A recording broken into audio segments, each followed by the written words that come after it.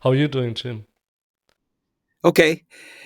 I have a busy morning. My wife has got a bunch of stuff going off on in her theater. I'm gonna go and help them out after we're done here. Let's start with my first question. Jim, you're a master of voice Mhm. impressions. How do you remember all these voices? Well, it's you could remember anything by doing it often enough, and so I'm always performing and drilling. It would be like any action that you do on a daily basis or several times a day, you eventually become very facile at it. So, I performed, I spent 10 years in New York doing improv and doing voices, at the drop of a hat. And it's a big part of my operating basis to create things without hesitation. So I basically have practiced. I mean, it's a boring answer, but it's a lot of practice. Do you remember what the first voice impression was you did? I don't really, but the one that I was most confident in was this entertainer, Tiny Tim, back in the '60s. There was a guy. Real name was uh, um, what was his first name? George Buckingham Coury. Anyway, he was known as Tiny Tim, and he sang in falsetto and he played ukulele. And he was very big when I was about 8 or 9 years old. And so, since my voice had not changed, it was easy to do an impression of him. In 2013, you had an audition at the show America's Got Talent. How did this change your career? It really didn't change it too much, to be honest with you. I thought that I had hopes that it would give me a big boost, and it actually was not. Uh, I did not notice that it gave me a very big boost. Uh, I had to continue to create my career, and one always helps that if you're on a big show, that suddenly you're going to be in a different category or something. But it was not that kind of show. I mean, and I don't know why. I mean, I'm sure it helped in a small way because 10 million or so people watched me perform for 60 seconds. But it's a very noisy world, and there's a lot of talented people.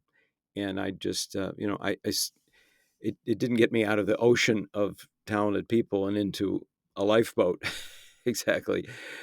But it gave me a lot of confidence, and so that was good. I think so. Those kind of insubstantial things that you can't really quantify, it did help. So, an audience of 10 million people did not make any impact. Not noticeably, no. I didn't have people saying, "Hey, we saw you on America's Got Talent, and now we would like to put you on this show." I didn't have a lot of things like that. I mean, maybe some small things, but nothing. Wow. I mean, the big stars came out of that show, like Terry Fader. He won, and I didn't. I was way down the line. I mean, I made it to the stage, which was great, but and it was not a completely awful experience. It wasn't very pleasant, but I got what I wanted out of it, which was to perform in front of people at the Radio City Music Hall.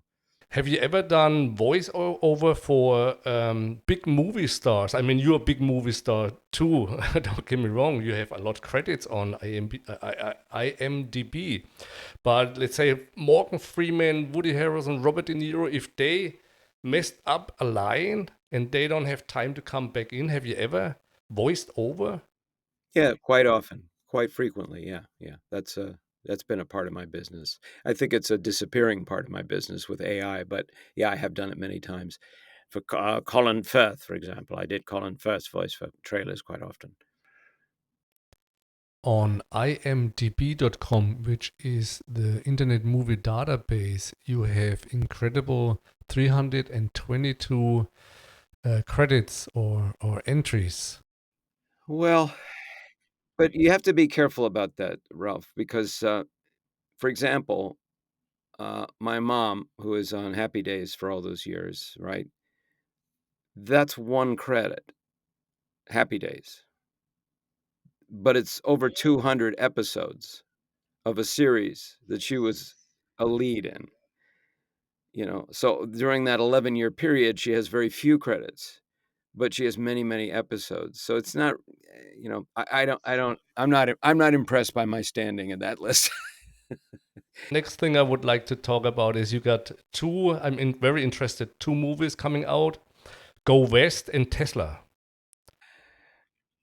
Now, another thing about IMDb that I have to confess is often people who are working on a movie will put you on their cast list and then put it up on IMDb. It's part of their promotion for getting the project going.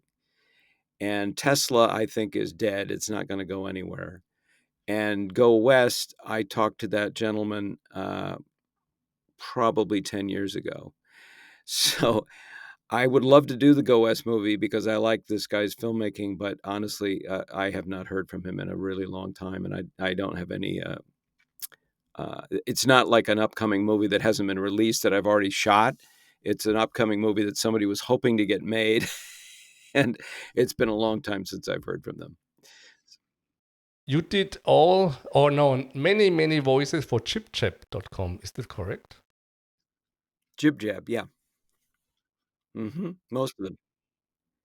Jib Jab was sold, and I've worked for the gentleman that started it, the Spirit Ellis brothers. I've worked for them subsequently. They had another series called Ask the Storybots, and I work for them very often actually. And my daughter and my wife does too. We do voices for a lot of their stuff, but I did voices for their biggest hits, internet hits, when they were Jib Jab. Subsequently, they sold the company, I don't know, maybe 10 years ago, but great guys. Yeah, very. And that had a bigger the Jib Jab stuff had a bigger impact on my career than America's Got Talent. But it was just the voice. No one. There was no visual appearance behind that voice. It was just that voice on ChipChap. It was an animated show that was much more popular and had more of an impact on my career because I got a lot of work from that. I worked for the as a result, I got a lot of work from the Jay Leno Tonight Show, and I worked for them for many years. And I could really point to that and say, well, that is a direct causation there. How about Thundercats? Yes. But I only worked for about a year for the company, around 1985. I worked for them in an office every week in New York City before my career as an entertainer really had started. And it showed me that the job of a voiceover person in animation was the kind of thing that I felt I could do, and I wanted to pursue it. And then they hired me after I finished with Thundercats. They hired me with on another series that they did called the Comic Strip, and I did 125. Well, maybe it was 65 episodes. I did 65 episodes of that show, and it gave me a lot of. It was a very good job. I mean, it was really fun and paid well. It gave me a lot of confidence, allowed me to live and stay in New York City, which was always very challenging. And when did you move to Los Angeles? I moved back in the early 90s. I'd been in New York about 10 years. My wife and I had a little girl, and I had at that time, there was a lot of interest in me doing television. And Taylor is my daughter's name. Yeah, and she's a voiceover artist also, and a singer and an audiobook narrator, award-winning audiobook narrator. I'm the proud papa, and she and I do a lot of you've seen all the stuff we do for Instagram, and we collaborate all the time. It's really fun. Do you think an serious actor has to move to Los Angeles? No, absolutely not. I wouldn't. Los Angeles is not a very pleasant place to live, and it is not a requirement that you live here. I just don't see it. Now with the internet, most of my auditions are sent over the internet anyway, through email, through different kind of platforms. And then if you get a job, you can fly out or drive out, and do the job there. Yeah, but it wasn't always that case. It's just for a few years now that, or let's say it dramatically changed during the pandemic, I believe. Yes, but it was already going that way. I've been submitting auditions on video for many, many years, and yeah, I mean, there's plenty of people, especially once you get some credits. I think then it's easy to live wherever the heck you want to live. And you can live in New York City as well, or in Brooklyn, or any of those nearby boroughs in New York. Um, that for me was a great place to start. But no, I mean, there's a lot of freedom because of the internet, and also a lot of competition. How are you involved in the acting center in Los Angeles? Yeah, that's my wife's acting school, the Acting Center, and it's I'm going to go there in a little while actually, and they have a great training program there, and I continue to work out there. It's kind of like a gym for actors because you get to drill different things that are important to know how to do.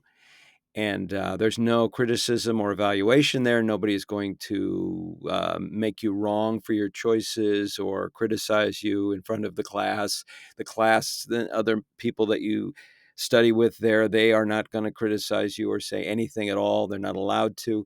So an actor can just go there and work out and practice things. And if I have a part, I go there.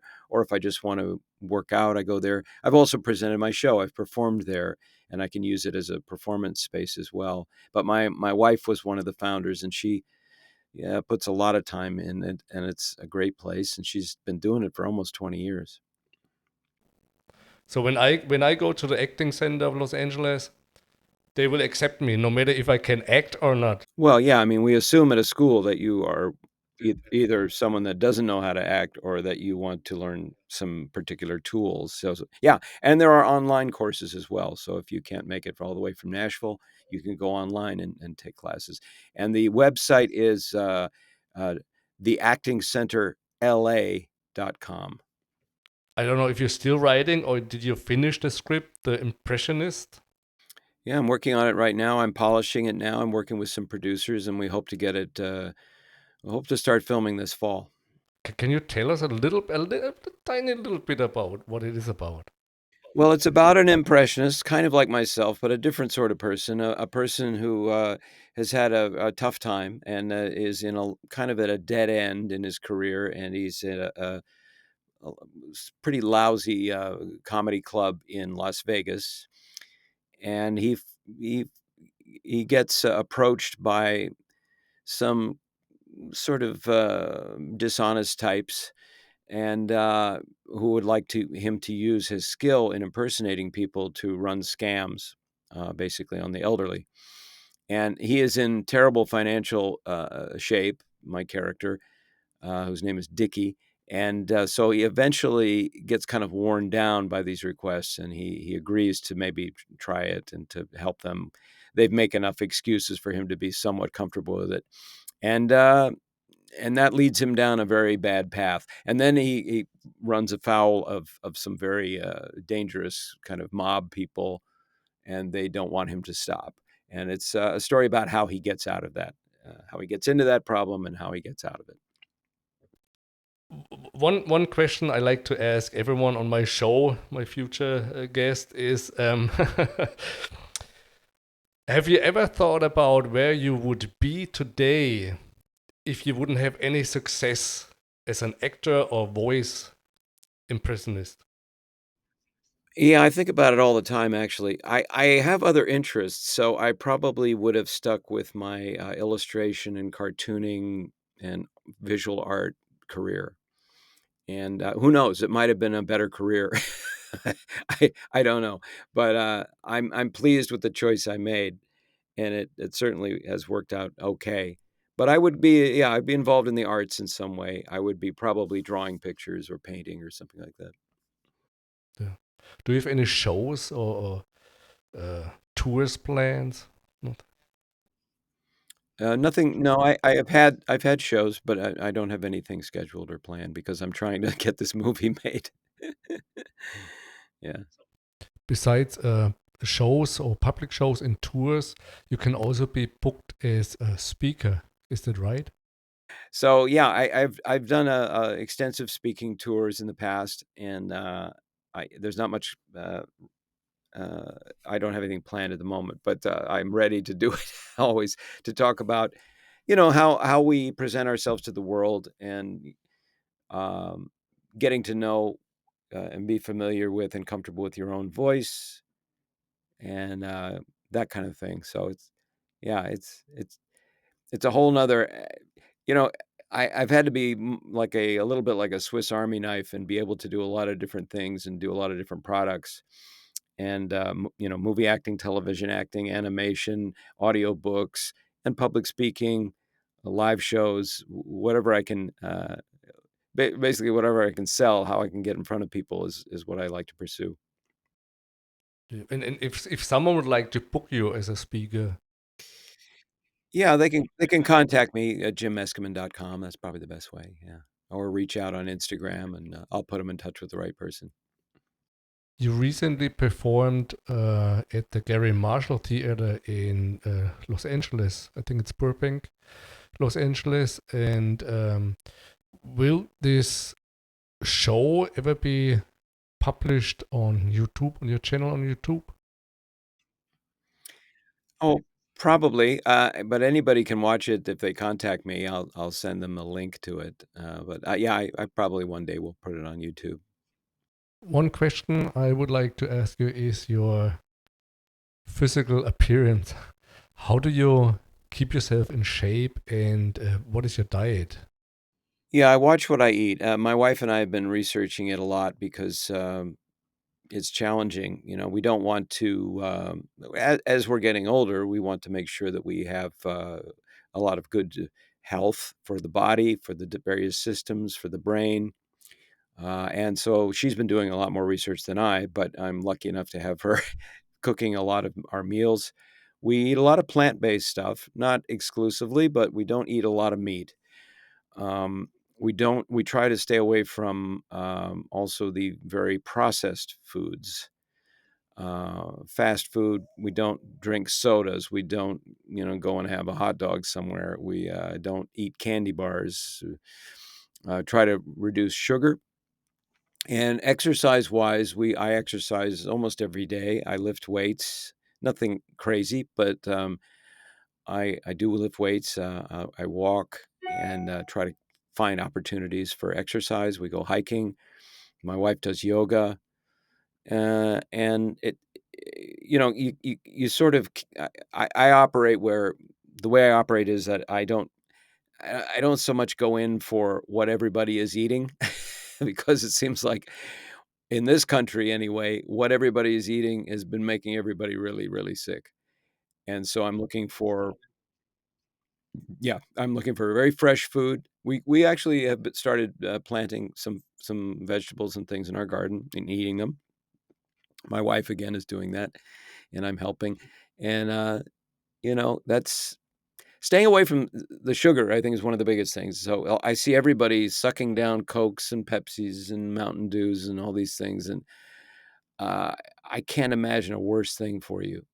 And the artificial sweeteners are even worse. So the Coke Zeros and the Diet Cokes and maybe you feel a little bit better because it has the word diet on the can, but, but it's pretty bad for you. I've narrated several books about health as well, and I've gotten all kinds of information about it. And there's a lot of things to just avoid. And then, we also make our own yogurt. We make our own almond milk. So, we're taking more responsibility. You can't just eat whatever's thrust at you. You have to make some definite choices. And exercise is super important too. All right, I know I took enough time from you, Jim. Thank you so much for being my very first guest on my podcast. Thank you so much. I'm honored. What is this called? The bald German podcast. You know, I have played Germans many times for commercials, okay? Also this television show Hunters. You have seen this? Hunters. Hunter. You don't know this show? This is on, HBO show called Hunters about Nazi hunters. I've never heard of Hunters. Hunters, the show Hunters. And I also have to say, I don't have a TV since 2009. Wow, that's amazing. You're the only person in Nashville who doesn't have this television. I had people telling me, I give you a TV. I mean, I buy your TV. If I want a TV, I go in the store and buy me a TV, but I don't miss it. Do you go to a department store and just to watch, I know, no, or no? I don't miss it at all. Not at all, because it gives me so much time for doing other things, like a podcast. Podcast. And this is the first of this podcast. This is the first one. Perfect. All right. Well, great talking to you, and good luck with everything. And we see each other another time. Okay.